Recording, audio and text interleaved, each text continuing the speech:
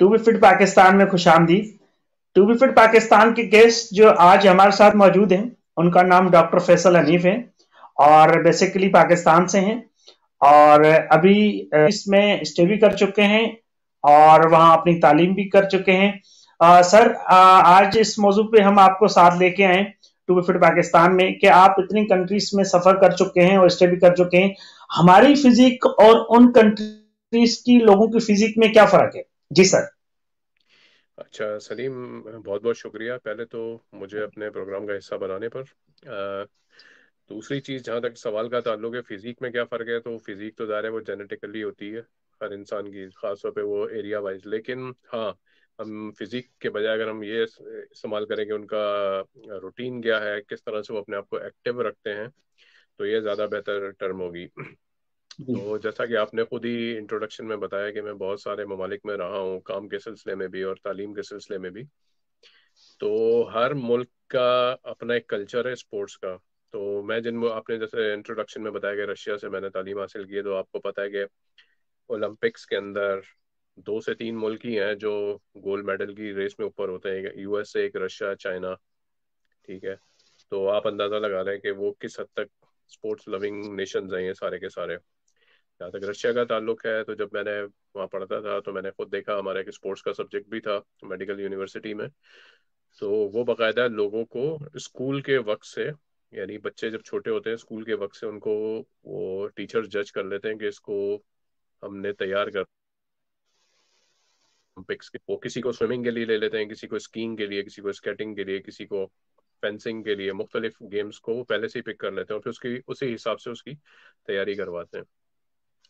तो दूसरी चीज़ जो है वो इन तमाम ममालिक में है कि लोग ज़्यादा से ज़्यादा, ज़ाहिर है 100% कहीं पर भी नहीं होता, लेकिन एक एक कौमी आदत भी होती हैं, तो वो उनमें वो ज़्यादा से ज़्यादा एक्टिव रहने की कोशिश करते हैं।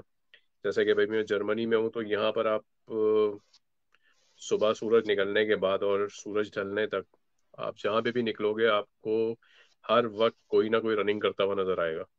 यानी मैंने पिछले 5 सालों में यहाँ पर कभी ऐसा नहीं देखा कि मैं कभी बाहर निकला हूँ दिन के उजाले में तो कोई मुझे रनिंग करता हुआ नजर ना आया हो।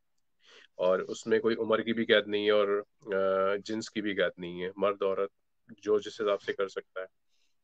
प्लस मैं खुद जिम जाता रहा हूँ, तो लोगों का टर्नओवर इतना है कि आपको कभी कभार इक्विपमेंट पे आने के लिए इंतज़ार करना पड़ता है।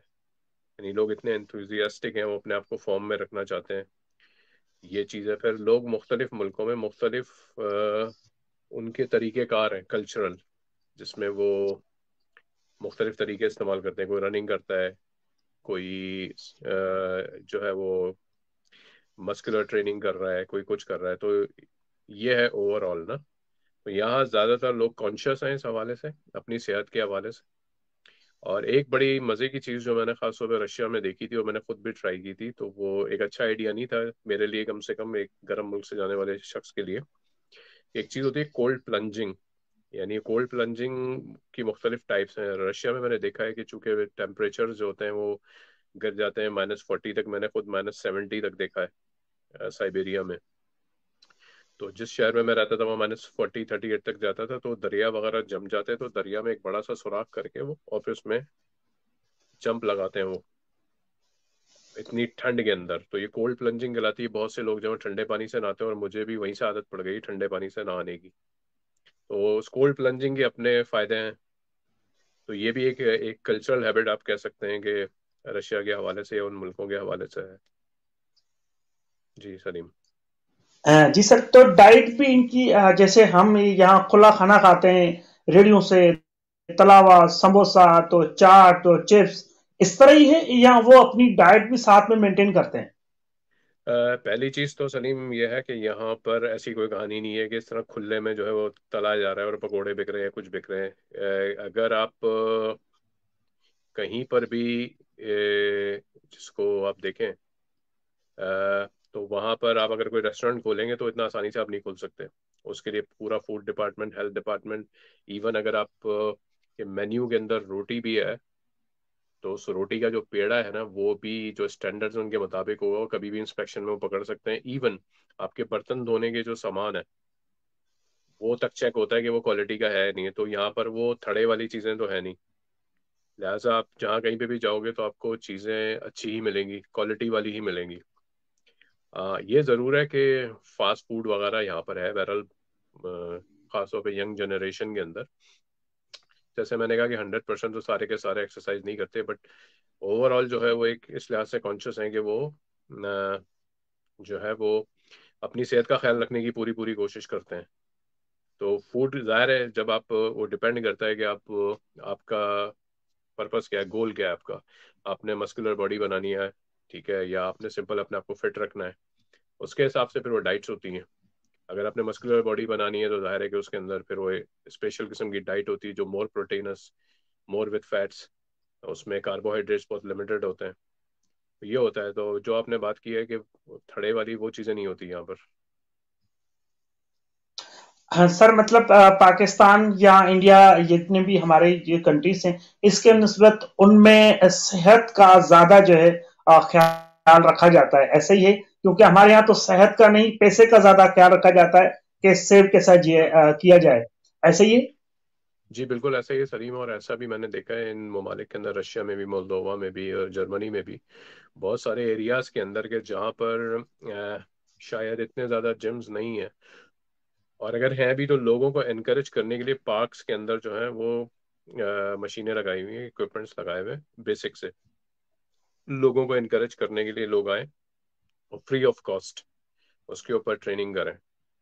तो ये है, जैसे मैंने कहा कि जब भी इन 5 सालों में, खासतौर पर जर्मनी में, मुझे कभी भी ऐसा नहीं लगा, मैं जब कभी बाहर गया हूँ, कि वो कोई रनिंग करता हुआ मुझे ना मिला हो। यानी आपको मिलते ही हैं। तो वो इस हवाले से, जैसे मैंने कहा, कॉन्शियस बहुत है सेहत के हवाले से।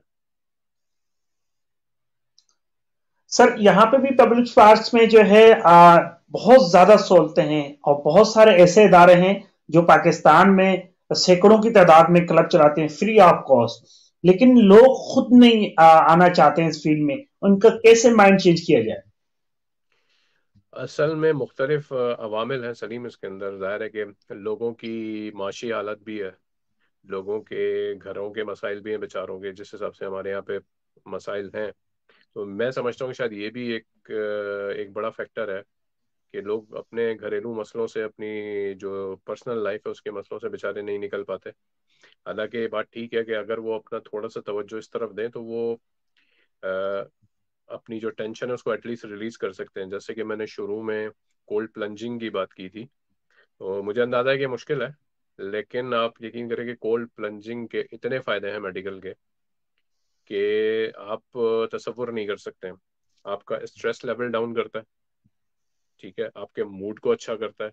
ठंडे पानी से नहाना या ठंडे पानी के अंदर, इसको कहते हैं ना, प्लंज करना है, जंप लगाना, डुबकी लगाना, आपके मेटाबॉलिज्म को तेज करता है, क्योंकि जिस वक्त आपके जिस्म ठंडे पानी में जाता है तो वो जिस्म हीट को बरकरार रखने के लिए आपके मेटाबॉलिज्म को तेज करता है, और जो आपकी बैड फैट जो है, जो बुरी जो फैट है, उसको वो एनर्जी में तब्दील करता है ताकि जिस्म को हीट पहुंचा सके, क्योंकि बाहर ठंडा एनवायरनमेंट है, ठीक है।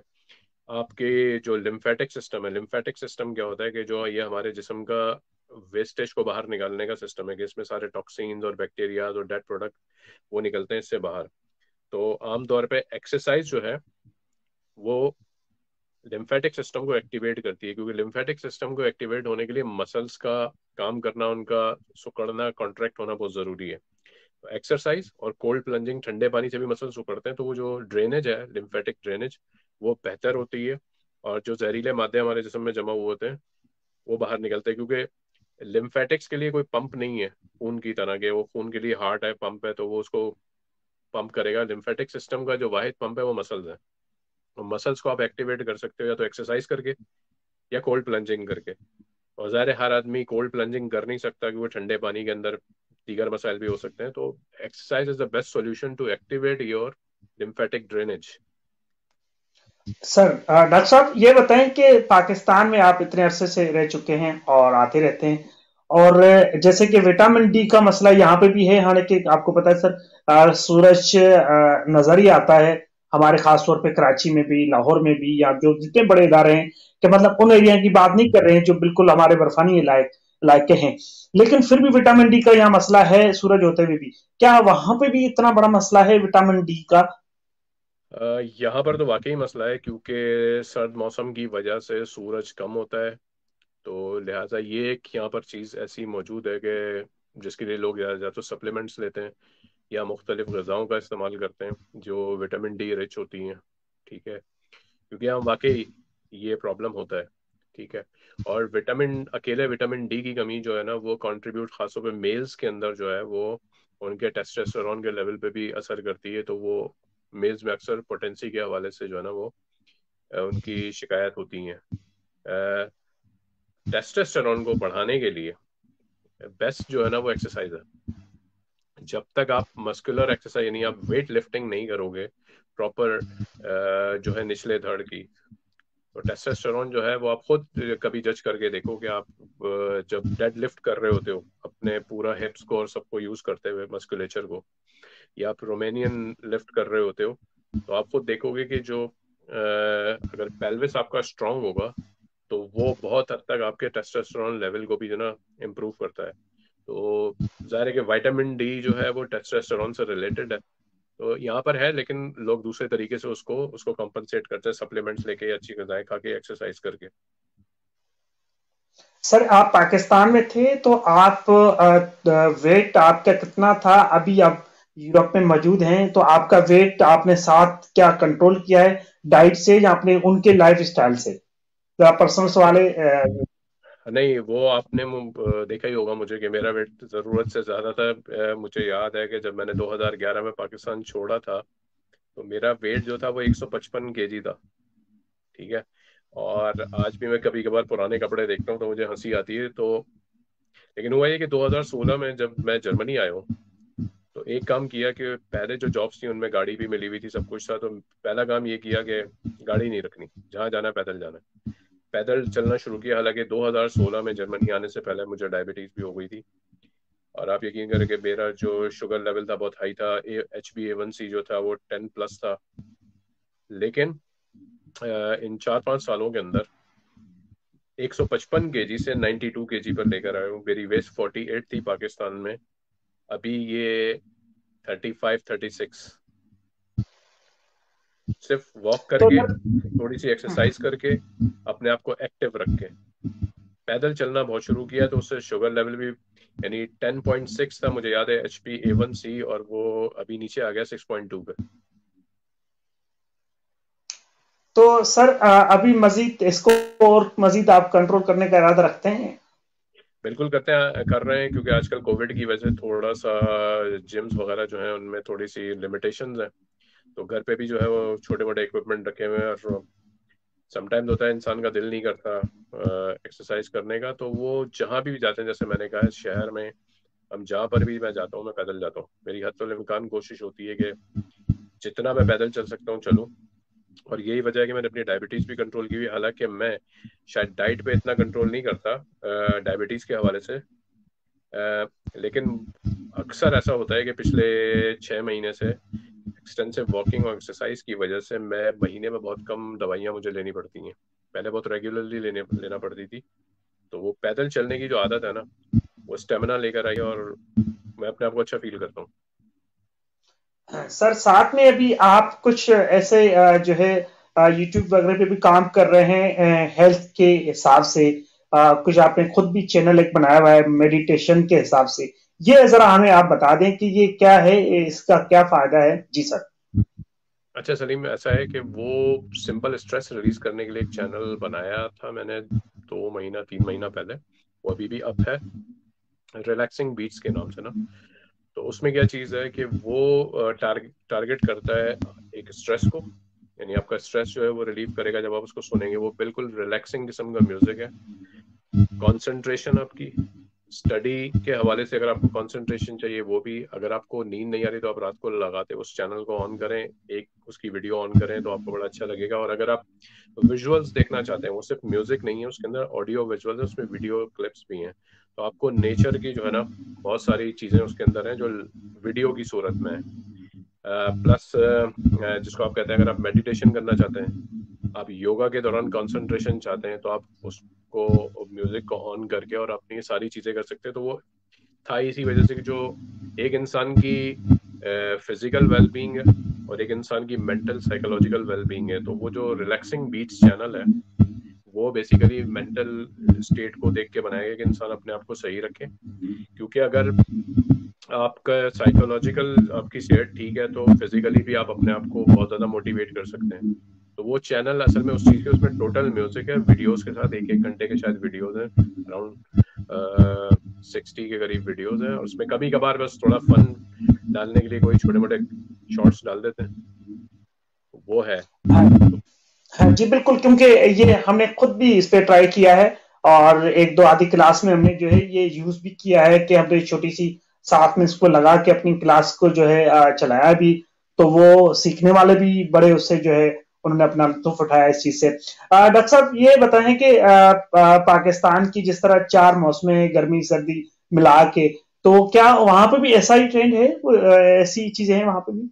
जी बिल्कुल ऐसा ही, यहाँ पे क्लियरली बहुत डिस्टिंक्टिवली जो है यहाँ पे 4 मौसम है। सर्दियाँ, जैसे आजकल सर्दियों का मौसम चल रहा है, तो सर्दियाँ आमतौर पे नवंबर के महीने से स्टार्ट होती हैं और फरवरी तक। 1 मार्च जो है वो पूरे यूरोप में ही, वो चाहे ठंड भी हो तो वो कहते ही हैं कि जी बाहर का मौसम है, बाहर का स्टार्ट हो गया है। तो वो मार्च अप्रैल चलता है और फिर मई से जो है वो गर्मियाँ शुरू हो जाती हैं, वो फिर जाती हैं अगस्त के आखिर तक। और सितंबर जो है उससे फिर वो हो ना हो लेकिन वो खिजा का मौसम जो है ना वो स्टार्ट हो जाता है सितंबर अक्टूबर। तो 4 मौसम आपको देखने को मिलते हैं। आप जब बाहर निकलते हैं तो आपको बाकायदा वो जो पत्ते झड़ते हैं और वो बड़ा खूबसूरत हो जाती हैं गलियां और रोड्स वगैरह जो है ना, गर्मियों में बिल्कुल ग्रीन हो जाती है। हाँ जर्मनी में तो खैर जहाँ मैं रहता हूँ जिस पार्ट में, वहाँ तो बर्फ वगैरह सच इतनी नहीं पड़ती, लेकिन हाँ रशिया में जहाँ मैं रहा हूँ वो तो 8 महीने के लिए पूरा सफेद हो जाता था, वो भी बड़ा खूबसूरत होता था जी। जी डॉक्टर साहब, दूसरा ये है कि जैसे हमारे यहाँ बड़े चटपटे मीठे और मजेदार फल हैं और सब्जियां हैं, क्या ऐसी वहां पे भी है मौजूद इस तरह की चीजें? अच्छा ऐसा है कि यहाँ पर कुछ लिमिटेड फल हैं, बाकी जो हमारे जी। ट्रॉपिकल फल हैं वो आते हैं, वो इम्पोर्ट होते हैं यहाँ पे। लेकिन हम्म। ज़्यादातर ज़ाहिर है मौसम ठंडा है तो जो फल हैं वो उस हिसाब से नहीं है। लेकिन बहरहाल आपको मिल सारे जाते हैं, ख़ासतौर पे जी। यहाँ जर्मनी में आपको हर चीज़ देसी परदेसी सब मिल जाती है। जी sir. Sir, to be fit Pakistan के नाजरीन के लिए डॉक्टर साहब आपको कोई पैगाम? तो भी फिट पाकिस्तान के नाजरीन के लिए यही है कि अपनी सेहत का ख्याल रखें और ज़्यादा से ज़्यादा अपने आप को एक्सरसाइज और अच्छी डाइट के लिए आपको करें। यानी डाइट लेना बहुत ज़रूरी है, जान है तो जहान है, ठीक है। आपको अपने लिए अपनी फैमिली के लिए जो है अपनी सेहत को अच्छा रखना है, उसके लिए एक्सरसाइज करें, पैदल चलें, जितने भी हार्मफुल हैबिट्स हैं स्मोकिंग वगैरह उनसे गुरेज करें, और ज़्यादा से ज़्यादा पुरसुकून रहने की कोशिश करें। क्योंकि स्ट्रेस जो है ना वो तकरीबन हर चीज़ की ही जड़ है। इवन अगर हमें अगर एक नज़ला ज़ुकाम भी होता है तो हमारा जिस्म अंडर स्ट्रेस आता है, और हर किस्म का स्ट्रेस जो होता है वो, आप डायबिटिक हो ना हो, वो आपकी शुगर लेवल बढ़ा देता है। तो सर ज़्यादा थैंक यू सो मच। जी। जी sir thank you so much कि आपने अपना कीमती टाइम दिया। डॉक्टर फैसल हनीफ हमारे साथ मौजूद थे अभी जर्मनी से। नाजरीन, मैं आप लोगों को ये पता चलूं कि टू बी फिट पाकिस्तान का मकसद ये है कि तमाम वो इदारे जो पाकिस्तान में फिटनेस पे काम कर रहे हैं और फिटनेस पे अच्छा पैगाम देना चाहते हैं, कुछ इदारे ऐसे हैं 100+ जिनके साथ मेरा रास्ता हो चुका है, उनकी सारी डिटेलिंग मेरे पास है। इसमें खास तौर पे पब्लिश पास में जितने भी पाकिस्तान में इदारे काम कर रहे हैं, वो उनके जो लीडरशिप है वो मेरे साथ राब्ते में होती है मुसलसल। और किसी भी पाकिस्तान में अगर किसी भी जगह पे हैं तो आपको किसी पेबल पार्क की, योगा की या फिटनेस की कोई भी डिटेल चाहिए तो टू फिट पाकिस्तान के प्लेटफॉर्म से आप लोगों को मिलेगी। ओवरऑल कमर्शियल जो जिम्स काम कर रही हैं उनकी भी डिटेल मेरे पास है। तो इंशाल्लाह नेक्स्ट गेस्ट के साथ आप लोगों के साथ शरीक होंगे।